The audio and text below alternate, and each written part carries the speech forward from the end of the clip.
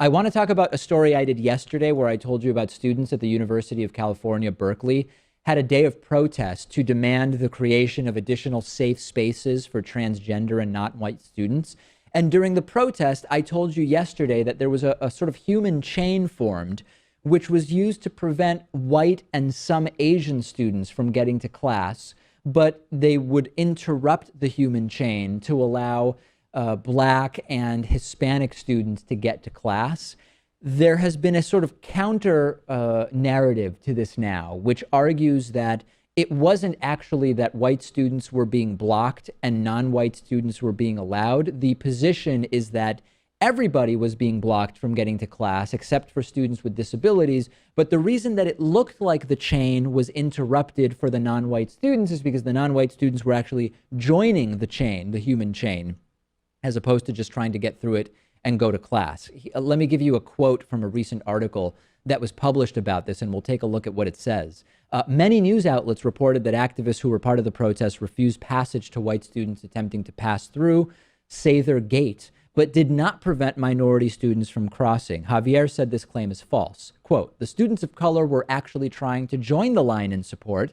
People just didn't know what they were looking at. We turned away everyone who came, no matter what race or ethnicity they were, except for people with disabilities. According to campus spokesperson Adam Ratliff, campus representatives have examined the situation and spoken with eyewitnesses, including police officers, and determined that race did not play a role in the protesters' interactions with people who attempted to pass through.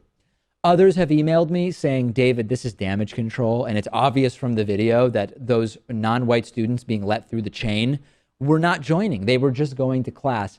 I sort of think it's not the most relevant thing. You know, yesterday when we talked about this, Rachel, I pointed out that it's sort of ironic to use a sort of race-based discrimination to protest race-based discrimination. But I think the bigger picture is to discuss, what is this protest meant to achieve? And number two, is this approach likely to bring about the change that protesters want? And I think that's really the key question, where I know not everybody in the audience agrees with me on this. I don't see this type of protest achieving anything, particularly when 75% of the incoming freshman class last year at UC Berkeley was already not white.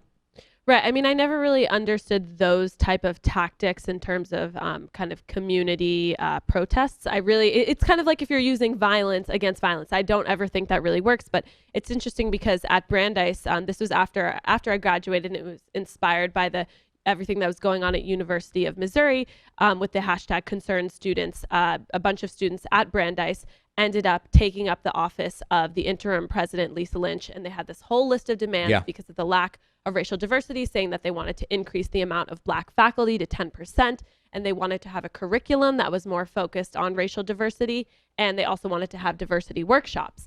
And I think that type of protest, which ended up actually being pretty successful, I don't know what type of changes have been implemented, but I heard that there had been a lot of positive feedback after they had taken place. That seemed more effective because it was organized. They had a list of demands, as opposed to kind of staging something to make a statement. Not to mention that they were protesting someone who had the power to make changes and in the administration, as opposed to inconveniencing the students who were probably there, stressed out about exams, debt-ridden because of how expensive college is at this point. Did you have any experiences at Suffolk, Pat, with any of this type of stuff?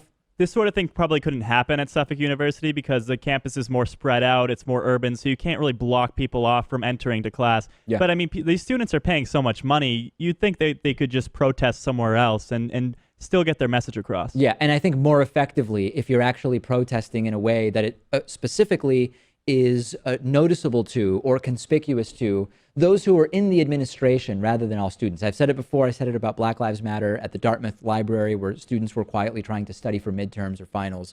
I just would look at it from a pragmatic point of view, and I just don't think this is going to achieve what anybody wants it to achieve, if there is even something unified that is sought. But what about the protests we recently talked about? I think it was abortion, and it was in Iceland or Poland.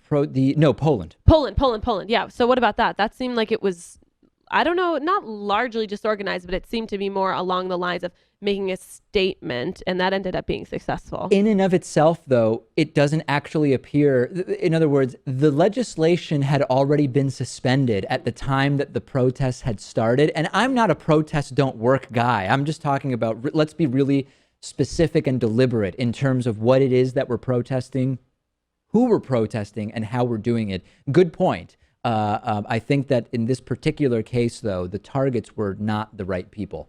No time for voicemail today. On the bonus show, we will talk about Americans spending more on healthcare for their pets. We will also talk about replacing security guards with a very particular type of technology and much more. DavidPakman.com/membership. That is how you sign up for the bonus show.